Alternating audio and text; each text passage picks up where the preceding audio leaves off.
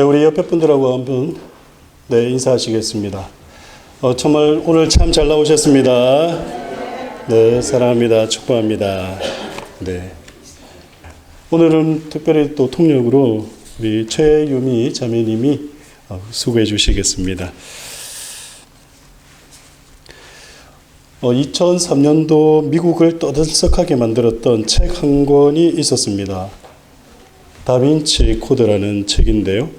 이 책은 소설임에도 불구하고 책 머리에 이 책의 내용이 진실성 있는 문서를 바탕으로 구성되었다라고 저자는 말하고 있습니다.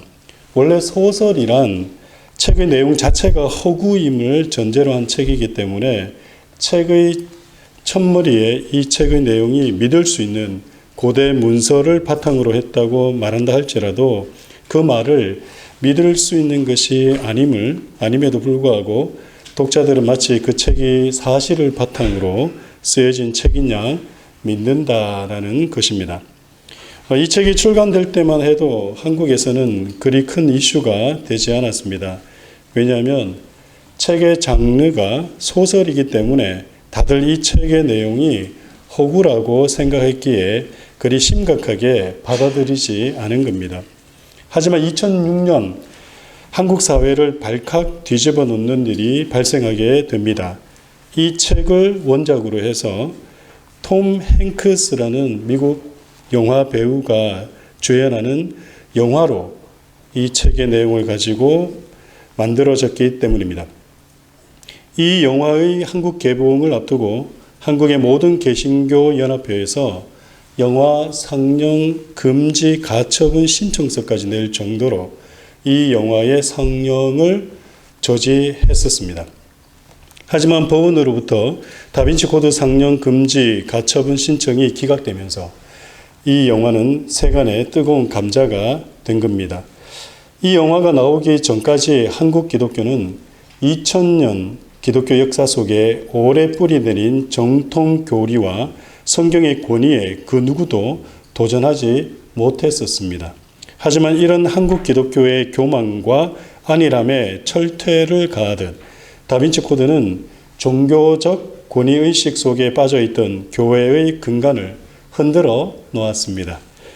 더 이상 무조건 믿어야 한다는 식의 전도와 선포는 새로운 시대의 주역이 될 젊은이들에게 설득력을 주지 못했습니다. 더욱이 새로운 밀레니엄이라는 2000년대를 시작으로 한국 사회는 새로운 가치관의 변화가 일어났습니다. 1998년 IMF 사태를 겪으면서 정통적인 가부장 제도가 무너지고 신세대와 X세대라는 세대들이 나타나면서 종전의 보수적인 가치관으로는 더 이상 새로운 세대를 이끌 수 없었습니다. 이 역시 교회도 마찬가지였습니다. 더 이상 성경에 기록된 내용들을 신앙이라는 틀에 가둬 무조건 믿어야 참된 믿음이라는 막무가내식의 가르침은 더 이상 이들에게 통하지가 않았습니다. 이들은 성경에 기록된 내용들이 자신들에게 합리적 설명과 합당한 증명을 해 보이지 않는다면 성경의 권위도 가차없이 무시하기 시작했습니다. 그래서 이 영화가 나왔을 때 수많은 젊은 지성인들과 청년들이 열광을 한 것입니다. 이 영화의 내용이 성경에 대한 새로운 관점을 보이는 것 같지만 실은 예수 부활의 역사성을 정면으로 도전하고 있다라는 겁니다. 이 영화의 핵심 내용은 이렇습니다. 예수는 신이 아니라 인간이었다. 그러므로 예수가 십자가에서 죽었다라는 것은 조작된 내용이다. 예수는 십자가에서 죽지 않았기 때문에 예수의 부활은 역사적 사실이 아니다. 예수는 인간이었고 막달라 마리아와 결혼하여 그의 후손이 지금까지도 비밀스럽게 이어져 내려오고 있다라는 내용이었습니다. 이런 내용의 영향으로 당시 기독교 정통 진리와 교리에 대한 회의가 각 교회 내의 젊은이들로부터 본격적으로 일어났으며 그 뒤에 화제가 된 위경.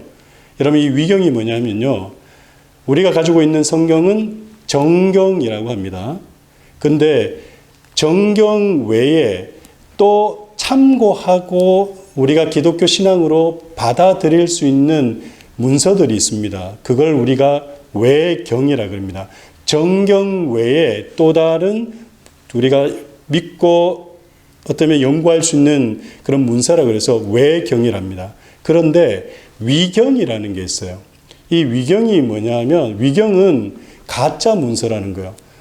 아무리 쳐다봐도 그것은 실질적인 참된 내용을 진리를 담고 있지 않다라고 해서 기독교회가 그 부분 그 문서들은 우리는 더 이상 받아들이지 않겠다라고 버린 그러한 문서들이 있는데 그것을 우리는 위경이랍니다.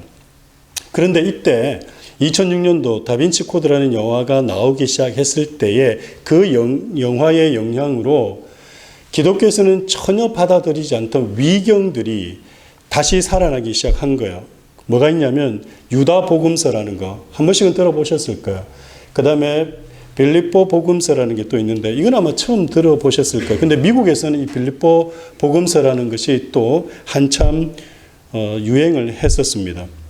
그래서 이러한 것들이 주목을 받으면서 우리가 가지고 있던 종전의 성경의 권위, 이 성경의 권위가 뭐냐면 이 성경은 하나도 틀림이 없는 정확무오한 성경 하나님의 말씀이다라고 하는 성경의 무오성과 이 성경에 기록된 모든 내용은 구원에 이르는데 부족함 없다라는 그 확실성을 이야기하는 성경의 권위가 거부되어지기 시작했다라는 거예요. 언제부터요?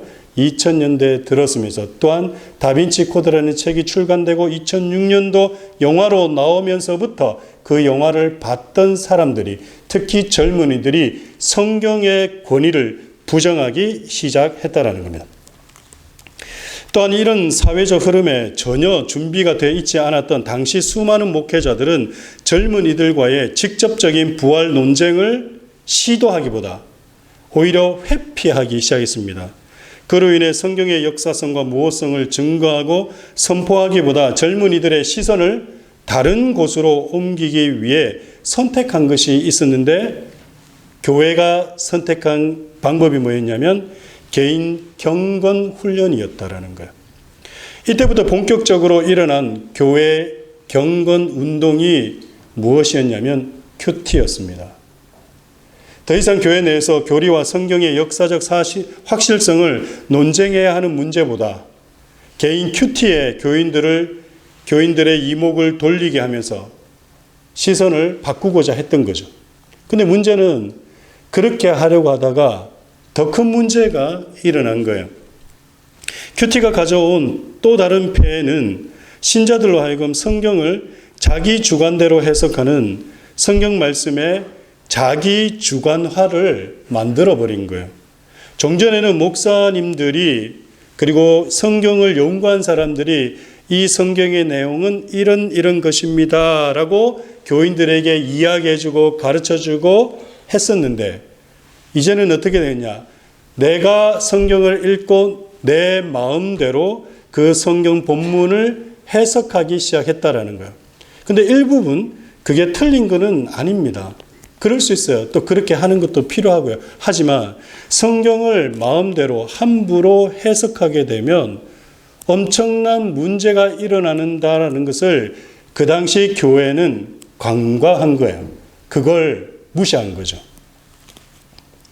이것이 어떤 일을 만들었냐면 독일의 자유주의 신학자 칼바르트라는 사람이 있습니다. 이 사람이 뭐라고 주장을 했냐면 성경의 비영감성을 주장했습니다. 오늘은 좀 어려운 내용들이 좀 나오니까 여러분 이해를 해주세요. 성경의 비영감성이란 말이 뭐냐면 성경은 성령의 감동으로 영감으로 기록되어진 것이다 라고 우리는 믿고 받아들이잖아요. 그죠? 그런데 칼바르트는 아니다라고 한 거예요. 아니고 이거는 인간이 기록한 글인데 단지 이것을 읽고 내가 어떻게 해요? 감동받으면 그게 하나님 말씀이 된다. 이렇게 얘기를 한 거예요. 이게 아마 무슨 소리인지 잘 모르실 거예요. 예, 지금은 모르셔도 돼요.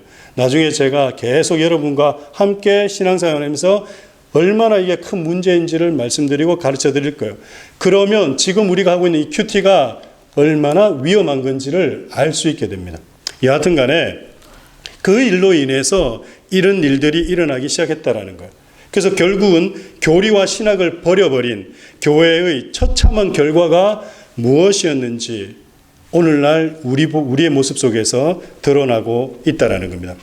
여러분에게 질문 하나 드리겠습니다. 만약 불신자가, 그리고 또 불신자나 또 여러분이 아는 어떤 분들 가운데 누군가가 여러분에게 와서 예수의 부활의 역사성과 사실을 어떻게 믿고 설명할 수 있느냐라고 물어본다면 어떻게 답변하시겠습니까? 물론 여기 계시는 분들은 예수님의 부활을 믿지 않는 분도 있을 수 있어요. 그 믿지 않는 분들이 그 믿지 않는 이유가 무엇이냐? 그 믿지 않는 그분들이 만약에 지금 여러분에게 믿음 좋다라고 생각되어지는 분에게 가서 예수님이 죽었다가 부활하신 역사적 사실과 그 증거가 무엇이냐고 만약에 여러분에게 물어본다면 여러분은 뭐라고 대답하실 거예요? 누군가가 왔어요, 여러분에게. 도대체 예수님이 죽었다가 부활했다는데 그게 가능하냐? 사실이냐라고 물었을 때에 어떻게 대답하시겠냐는 거예요. 4초 드리겠습니다. 생각하십시오.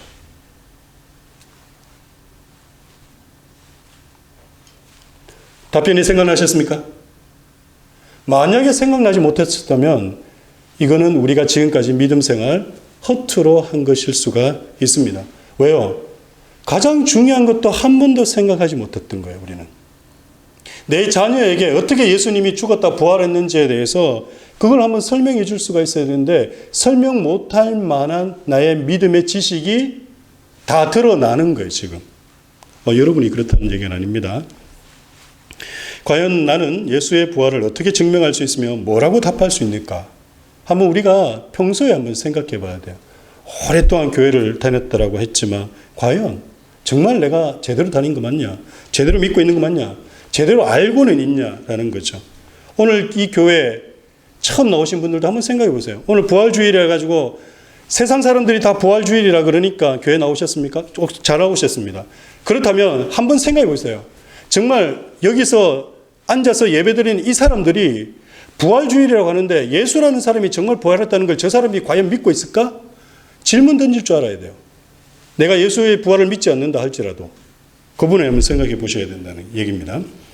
만약 여러분 중에 누구라도 예수의 부활을 무턱대고 믿어야 한다라고 말하거나 그렇게 믿는 것이 바른 믿음이라고 원래 기독교는 그런 것이라고 말한다면 그건 믿지 않는 것보다 더 악한 맹신이나 우상 숭배를 할 수 있습니다. 차라리 모르는 게 나아요. 하지만 모르는 걸 넘어서 무조건 믿어 이래 얘기하는 것은 정말 나쁜 거예요. 정말.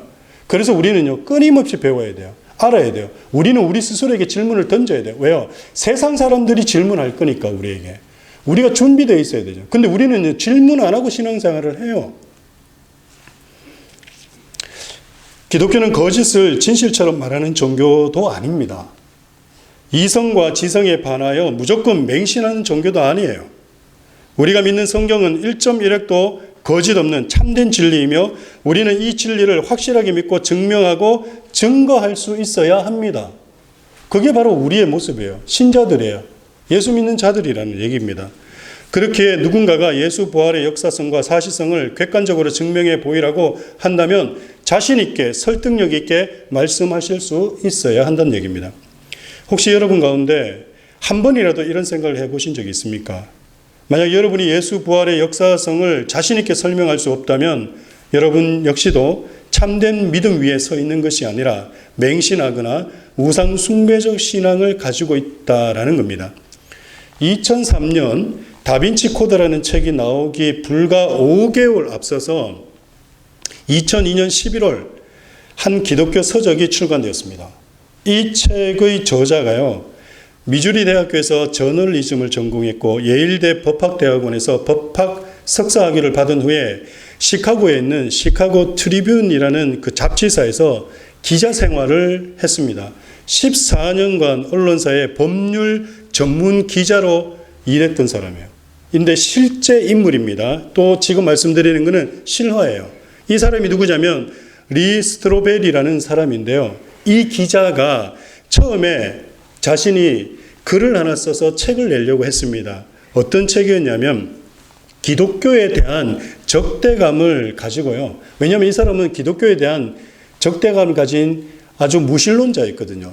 굉장한 무신론자였어요. 왜냐하면 자기 와이프가 너무 교회에 빠지는 바람에 자기 와이프가 교회에 빠지니까 그 자기 와이프가 빠진 그 교회, 그러니까 기독교가 가짜라는 것을 증명하기 위해서 이 사람이 글을 쓰기 시작하고 자료를 찾고 파헤치기 시작한 겁니다. 철저한 무신론자였던 그는 예수님의 부활은 조작됐다라는 것을 증명하기 위해 신학 박사로부터 고고학자, 심리학자, 의사 등 객관적인 증거를 제시할 수 있는 모든 사람을 찾아다니면서 예수님의 부활이 사실이 아님을 밝히려고 시도했습니다. 그런데요, 그렇게 시도하다가 나중에 어떻게 되냐? 예수님의 부활이 거짓임을 밝히려고 파고들면 파고들수록 오히려 예수님의 부활은 부정할 수 없는 사실이다라는 것을 이 사람이 깨닫게 된 겁니다.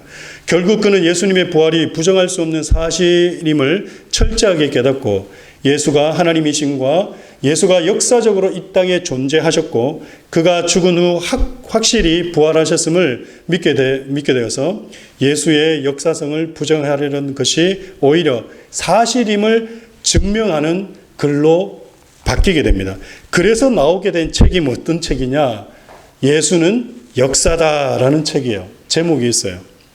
또한 이 책을 바탕으로요, 2017년 7월 개봉된 영화가 있습니다. 동명의 예수는 역사다라는 영화예요. 실은 지지난주 한 2주 동안 이 영화를 좀 나눠 봤으면 좋겠다라고 생각을 했었는데 좀 기회를 제가 놓쳐버렸습니다. 여러분 혹시 기회가 되시면 유튜브에 이 영화 무료로 볼 수 있습니다. 여러분 한번 반드시 보세요. 이거는 실화예요. 실화를 바탕으로 해서 이 영화가 만들어졌습니다. 자, 그러면 도대체 철저한 무신론자였던 한 사람을 무엇이 예수의 부활은 사실일 수밖에 없다라고 믿게 한 것이겠습니까? 부활주의를 맞아서 오늘은 예수의 부활이 역사적 사실일 수밖에 없는 이유를 몇 가지로 살펴보고 오늘 말씀을 마무리하도록 하겠습니다. 첫 번째, 성경에 나타난 예수님의 부활을 실제 목격한 사람들의 증언을 믿을 수 있는지에 대해서 생각해 볼 필요가 있습니다. 자, 이게 무슨 말이냐면요. 성경에 기록이 되어 있잖아요. 기록이 되어 있는데 예수님이 부활했다라고 막 이야기한 사람들, 실제 목격한 사람들의 증언들을 기록해 놓았잖아요. 그죠? 근데 예수님의 부활을 직접 목격했던 그 사람들의 증언, 그 사람들의 말을 어떻게 진짜 믿을 수 있는 말일까라는 것을 한번 생각해 볼 수 있어야 되는 겁니다. 예수님의 부활에 대한 여러 가지 역사적 기록이 분명히 존재를 합니다. 예수가 부활했다고 하는 기록은요, 고대 문서들뿐만 아니라 또한 성경에서뿐만 아니라 당시 로마 제국의 총독들이 보고한 보고서에도 기록이 되어 있어요. 그러니까 예수가 부활했다라는 그 기록이 성경에만 기록되어 있는 것이 아니라 예수님 당시 여러 다른 자료들에도 분명히 기록이 되어 있다라는 거예요. 또한 그런 자료들을 살펴보면 예수의 부활 기록은요, 예수님의 십자가 사건 후에 수십 년이 지난 뒤 기록된 것이 아닌 몇 달 내에 기록된 내용이라는 걸 알 수 있어요. 지금요, 예수님께서 부활하셨다라는 기록이 우리 성경에만 있는 내용이 아니라는 거예요. 예전에 예수님이 살았던 그 당시에 그 지역의 여러 기록들에서 발견할 수 있다는 겁니다. 무엇을요? 예수님께서 부활하셨다라는 그 내용을, 그 기록들을. 그러면 그것이 진짜인지 어떻게 아냐는 거예요. 성경뿐만 아니라 그 기록들이 어떻게 알 수 있냐면 그 기록된 기록들이 서로가 기록된 그 시기가 엄청나게 다르면 이야기가 전달된 거라고 할 수 있잖아요. 예를 들어서 첫 번째 어떤 기록이 됐어. 근데 한 100년, 200년 뒤에 기록이 됐다면 또 딱 떨어져 가지고 기록이 됐다면 두 번째 기록된 거는 이게 직접 보고 기록한 걸까요? 아니면 그 전에 있던 거를 보고 참고해서 기록했던 걸까요? 당연히 참고해가 했겠죠. 그죠? 그런데 예수님의 부활을 기록한 그 기록들은 30년이 안 되는 짧은, 그리고 몇 달 안 되는 짧은 기간에 우수수수수 떨어진다니까. 우수수수 여러 종류의 기록들이 한꺼번에 발견이 됐다라는 거예요. 그 말은 수많은 사람들이 함께 그것을 목격하고 흩어져서 동시대에 며칠 안 돼서, 몇 달이 안 돼서 다 기록했다는 얘기잖아요. 그러면 그렇게 따지면 예수님이 부활하셨던 것을 보고 기록한 그 기록이 거짓일 수 있는 확률이 얼마나 되겠냐를 생각해 보자라는 거죠. 이해가 되겠습니까? 또 뿐만 아니라 성경에는요, 뭐라고 하냐면 500명 이상이 부활하신 예수님을 봤다라고 그렇게 기록도 하고 있습니다. 근데 한번 생각해 보세요. 그렇게 기록을 했어요. 이들이 모두 예수의 광적인 추종자들이 아니라면 한번 생각해 보시기 바랍니다. 예수의 부활을 직접 목격한 사람들 가운데 그 예수님의 부활을 가짜라고 믿는 사람이 과연 순교까지 하겠냐고요. 여러분들은 가짜를 믿으면서 그걸 진짜처럼 착각하고 생각하고 순교까지 하겠냐는 겁니다. 지금 누군가가 순교를 해요. 뭐 때문에 순교하냐면 저 사람이 부활했다라는 것을 내가 직접 보고 그걸 내가 알기 때문에 지금 누가 와가지고 너 정말 예수님이 부활한 거 확실해? 그래서 내가 확실하니까 죽을 수가 있는 거지. 안 죽었어, 예수가. 안 죽었는데 거짓말인데 누가 와가지고 예수 부활을 갖다가 네가 봤냐라고 얘기하면서 목숨까지 내놓으라 그러면 그걸 거짓을 진짜라고 생각하고 목숨까지 내놓을 사람이 몇 명이나 되겠냐는 거예요. 초대교회는 수많은 사람들이 순교했다라는 그 순교 스토리만 보더라도 예수님의 부활이 증명되지 않냐고요. 여러분은 가짜를 위해서 죽으시겠습니까? 거짓을 위해서 죽으실 수 있으세요? 없잖아요. 네, 두 번째 넘어가겠습니다. 두 번째, 예수님의 부활을 기록한 여러 가지 또 기록되어 있다 그랬죠, 그죠? 근데 이 성경의 기록이 있죠. 성경의 기록. 요 기록이 여러 개 기록이 있을 거 아닙니까? 여러 개 기록이 있었는데 그걸 뭐라고 하냐면 우리가 사본이라 불러요. 이 사본들이 과연 우리가 얼마나 원본과 같다라고. 그러니까 실질적으로 진짜 누가 본 사람이 있어요. 그래서 기록을 했어요. 예수님의 부활을 진짜 보고. 그럼 이것을 갖다가 수많은 사람들이 뺏겨가지고 또 막 전했을 거 아닙니까?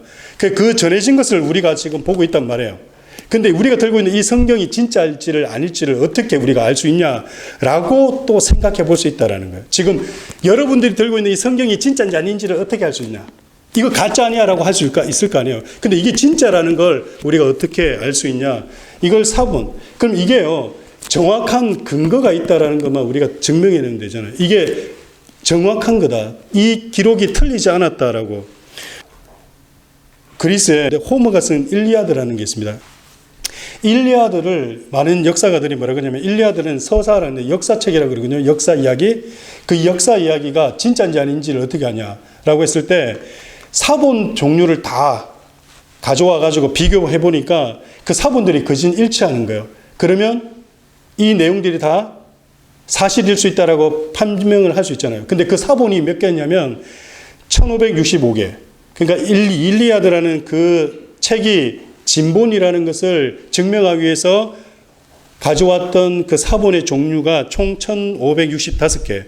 그런데요, 일리아드보다 더 정확하다라고 할 수 있는 게 뭐냐면 이 성경이라는 거예요. 왜요? 이 성경은 사본이 몇 개냐면 5843개. 5843개. 총 일리아드보다 4배나 많은 그 사본을 다 비교해 본 거예요. 다 비교해 본 거니까 내용들이 서로 다른 것이 거진 없다. 거진 99. 몇 %가 다 맞다. 그러면 성경이 일리아드보다 더 정확하다는 얘기예요? 아니다는 얘기예요? 정확하다는 얘기예요. 뭔 소리인지는 모르시겠지만 정확하다는 얘기입니다. 그래서 여러분, 그리고 또 하나 더 분석했어.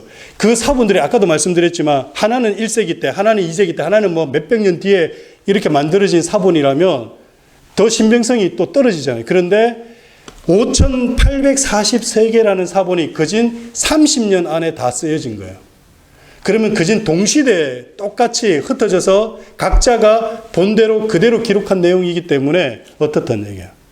그만큼 정확하다는 얘기입니다. 세 번째는 뭐냐면 예수님은 부활한 것이 아니고 기절했다가 다시 깨어난 것이 아닌가라고 의문을 또 가지고 있어요. 예수님의 부활을, 우리가 부활을 생각할 때 예수님이 안 죽었다가 십자가에서 잠시 졸도했다가 그 다음에 깨어난 건데 그걸 부활이라고 얘기할 수도 있잖아요. 근데 그게 사실 과연 가능하냐라는 것을 또 생각해 보자는 겁니다. 여러분, 그 성경의 기록에 의하면 예수님은 십자가를 지시기 전에, 십자가 죽이시기 전에 태형이라는 걸 당합니다. 태형을 당하는데요. 이 로마 시대의 태형은요, 어떠냐면 쇠구슬과 뼈 조각이 달린 채찍을 가지고 죄수의 그 등을 내려치는 거예요. 그게 태형이에요. 예수님께서 십자가에 달리시기 전에 그런 태형을 받으신 거예요. 그런데 이 태형을 받으면요, 어떻게 되냐면 사람 등짝이 정말 좀 표현이 그렇습니다만 너덜너덜해져요. 여러분 더 패션 오브 크라이스트 보시면 아실 거예요. 너덜너덜해져요. 완전 근육과 힘줄이 모두 다 밖으로 다 드러나고요. 심한 출혈을 동반할 수밖에 없습니다. 그래서 로마의 십자가 처형은요, 채찍질 후에 십자가에 못 박기 때문에 어떤 일이 있냐면 가슴 근육에 가해진 충격으로 폐가 다치게 되어 있습니다. 십자가 너무 고통스러우니까 이불로 태형을 치는 거예요. 그러면 사람이 그 전에 이미 기진맥진 해가지고 십자가에서 못을 박아도 그나마 덜 고통스러운 거예요. 그래서 태형을 하는 겁니다. 근데 그 태형이 그렇게 잔인하다는 거예요. 근데 그 태형을 한번 받으면 출혈이 심하고 하기 때문에 이미 내부적으로 기관이 많이 파괴가 되는 거예요. 근데 다 십자가에 딱 박으면요, 사람이 딱 매달려가 딱 꺾이기 때문에 폐가 눌리게 돼 있어요. 폐가 눌리면서 제대로 숨을 못 쉰다라고 그렇게 얘기를 합니다. 근데요, 숨을 억지로 쉬려고 하다 보니까 어떻게 해야 되냐면 이거 막 딱 끌어당겨야 돼요. 그래야지만 숨을 쉴 수가 있대요. 뭐 그렇게 얘기하더라고요. 그러는 가운데 완전히 숨을 쉴 수 없는 상황에 도달하면 십자가에서 죽는 거는요, 과다출혈도 아니고 그 다음에 뭐 너무 고통스러워서 죽는 게 아니라 질식사로 죽는답니다. 질식사. 왜냐하면 폐에 물이 차서요. 근데 그 폐에 물이 어떻게 차 있냐? 나중에 의학적으로 밝혀보니까 혈액에서 혈청이 분리되어 가지고요, 오랫동안 몸에 쌓인답니다. 그 쌓이는 곳이 폐래요. 폐로 간답니다. 진짜인지 아닌지 모르겠어요. 의사들이 그렇게 얘기하니까 나중에 제가 우리 저기 의사분이 한 분 계시거든요. 내가 개인적으로 물어볼게요. 진짜 그런지 아닌지를. 제가 개인적으로 한번 물어보겠습니다. 그래가지고 사람이 일반적으로 피가 흐르면 그냥 피가 나오고 그 안에 혈청이 같이 나오기 때문에 우리가 잘 모르지만 이게 몸 안에서 그게 분리가 된대요. 또 어떻게 되면 그러면 그게 폐로 가서 호흡을 못하도록 그렇게 만든답니다. 그래가지고 나중에 어떻게 되냐면 옆구리를 찔렀을 때 그 옆구리에서 폐를 관통하게 되면 그렇게 된다고 하네요. 뭐 어쨌든 그래서 그때 나오는 게 뭐냐면 피와 물, 그 심낭삼출이라고 뭐 그렇게 얘기를 하는데 그 의사들이 그렇게 해요. 질식사로 죽는 거래요. 십자가형은. 여러분 성경에 기록된 내용이 바로 그 내용을 이야기하고 있다라는 겁니다. 그 내용을. 그래서 예수님이 잠시 기절했다가 살아날 수 있는 가능성은 없다. 죽으신 게 맞다라는 거예요. 네 번째는 뭐냐면 혹시 부활하신 예수님의 무덤을 찾아간 여인들이 다른 빈 무덤을 잘못 찾아간 것은 아닌가. 그러니까 예수님이 부활했다고 하니까 무덤에 찾아갔는데 무덤이 비어 있어요. 그래서 사람들이 예수님 부활했다라고 이렇게 얘기했는데 알고 보니까 예수님이 죽은 무덤을 찾아간 것이 아니라 빈 무덤을 찾아가지고 예수님 없다라고 하면서 부활한 거 아니냐라고 얘기할 수 있지 않은가라는 우리가 추측을 할 수 있는 거잖아요. 근데 그것도 가능성이 없어요. 왜요? 새벽에 미명에 갈 때 그 날이 어둑어둑한 날이 아니라 제가 오늘 아침 예배를 우리가 드리면서 말씀드렸죠. 다 구분하고 분별할 수 있는 그런 밝은 상황 속에서 무덤을 찾아갔어요. 길을 잃어버릴 리가 없고 무덤은 못 찾을 리가 없어요. 설사 그게 아니더라 하더라도 혼자 갔다면 또 가능해요. 그러나 최소 2명에서 3명 이상이 함께 갔습니다. 그렇다면 셋 다 아니면 뭐 4명 이상 다 잘못 무덤을 찾아갈 확률이 얼마나 되겠습니까? 예, 그래서 잘못된 빈 무덤을 찾아갈 수 있는 확률은 전혀 없습니다. 그리고 또 5번째가 뭐냐면 혹시 도둑들이 예수님의 시체를 훔쳐갔다고 가놓고 또 부활했다라고 하지 않는가. 이것도 한번 생각할 수 있죠. 근데 도둑들이 뭐하러 예수님의 시체를 훔쳐가겠습니까? 설령 훔쳐갔다 하더라도 문제가 하나 있어요. 그 시체를 지키고 있었던 사람들이 있었습니다. 누굽니까? 로마 군병이에요. 그 로마 군병들과 싸우고 격투를 하고 시체를 빼와야 돼요. 가능할까요? 군인들인데 여러분 군인들하고 한번 맞짱 한번 떠보셨습니까? 쉽지 않습니다. 중무장했습니다. 그렇다 하더라도 뭐 좋아. 그래가지고 우리가 가운데 누가 좀 맷집도 있고 싸움도 한다 그러는 분이 그렇다 할 수 있어요. 그럼 그 큰 돌무덤 그 막아놓은 거 그거 어떻게 굴리실 거예요? 로마 군병들 다 제끼고 돌 굴리고 좋아. 거기까지 해서 들어갔다 치아요, 우리가. 들어갔는데 문제가 있어요. 그냥 예수님을 빨리 홀라당 들고 빨리 도망을 가야 되는데 이 도둑들이 웃겨요. 예수님의 그 시체를 쌓은 그 수건을 또 하나하나 친절하게 벗기네. 벗겨놓고 그걸 또 잘 개어가지고 거기다가 살포시 넣고 예수님의 알몸만 시체만 걷어가지고 도망을 갔어요. 여러분, 그런 도둑들이 몇 명이나 있겠습니까? 그러니 도둑놈들이 예수님의 시체를 훔쳐갈 수 있는 확률이 있다, 없다? 없다. 그죠? 그리고 마지막으로요, 가장 중요한 겁니다. 예수님의 부활이 거짓이 아니라는 걸 여러분 지금 설명을 드린 건데요. 지금 첫 번째, 두 번째, 세 번째, 네 번째, 다섯 번째, 이것 나 무슨 소리인지 다 모르겠다. 이런 생각이, 요 마지막 요것만 하고 오늘 끝내겠습니다. 요거는 확실해요. 만약 부활이 거짓이라면 지금껏 기독교와 순교자들은 다 미치광이가 되는 겁니다. 그렇죠? 그럼 맞죠? 여러분, 오늘 본문 한번 보시기 바라요. 오늘 본문. 여러분, 오늘 본문 14절부터 19절 말씀 한번 보세요. 시간이 없는 관계로 제가 읽어드리겠습니다. 제가 읽어드리면서 여러분에게 설명을 좀 드리겠어요. 오늘 본문 고린도전서 15장 14절에서 19절. 자, 그리스도께서 만일 다시 살아나지 못하셨으면 우리가 전파하는 것도 헛것이요 너희 믿음도 헛것이며. 정확하게 얘기하죠. 지금 저와 여러분이 부활을 믿고 있는 분들이에요. 근데 이 부활이 가짜를 믿고 있다면 한번 생각해 보세요. 그거 되게 허무한 거죠. 15절. 또 우리가 하나님의 거짓 증인으로 발견되리니. 거짓 증인이 되는 거예요, 우리는. 예수님 부활 안 했는데 지금 우리가 예수님 부활을 믿고 있어요. 그러면 저와 여러분은 거짓 증인이라는 거죠. 우리가 하나님이 그리스도를 다시 살리셨다라고 증언하였기 때문에 그 말이 거짓이 되는 거예요. 왜? 예수님이 부활하지 않았다라면. 만일 죽은 자가 다시 살아나는 일이 없으면 하나님이 그리스도를 다시 살리지 아니하셨으리라. 그러니까 하나님께서 죽은 자를 다시 살려내지 못하셨다면 예수께서도 다시 살아나지 못하는 것이 맞다라고 얘기하는 겁니다. 16절. 만일 죽은 자가 다시 살아나는 일이 없으면 그리스도도 다시 살아나신 일이 없었을 것터요. 17절. 그리스도께서 다시 살아나신 일이 없으면 너희의 믿음도 헛되고 너희가 여전히 죄 가운데 있을 것이요. 18절. 또한 그리스도 안에서 잠자는 자도 망하였으리니. 19절 함께 읽습니다. 시작. 만일 그리스도 안에서 우리가 바라는 것이 다만 이 세상의 삶뿐이면 모든 사람들 가운데 우리가 더욱 불쌍한 자이리라. 여러분, 이게 뭔 말인지 아시죠? 지금 저와 여러분이 매주일 나와서 이렇게 예배 드리고 있는, 예배하고 아까 또 찬양도 하고 그러고 있는 것 자체가 뻘짓이다라고 얘기하는 거예요. 저와 여러분이 지금 매일 우리는 그리고 매주 뻘짓하고 있다는 거예요. 뭐 때문에? 예수께서 부활하지 않으셨다면. 따라서요, 지금 여기에 서서 설교하는 저는요, 천하의 정상급 사기꾼이 되는 겁니다. 저는. 그리고 여기 앉아 계시는 여러분들도요, 천하의 바보인 거죠.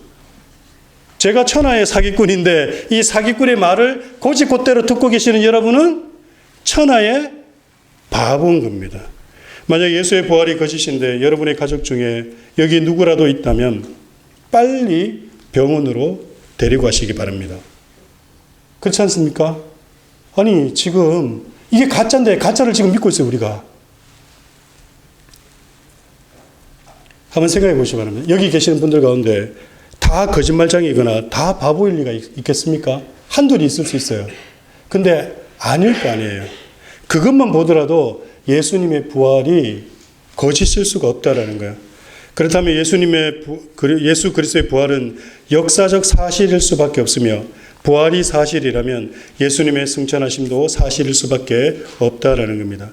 예수님의 승천이 사실이라면 예수님의 다시 오심도 사실일 수밖에 없다라는 거예요. 우리 주님 곧 오십니다.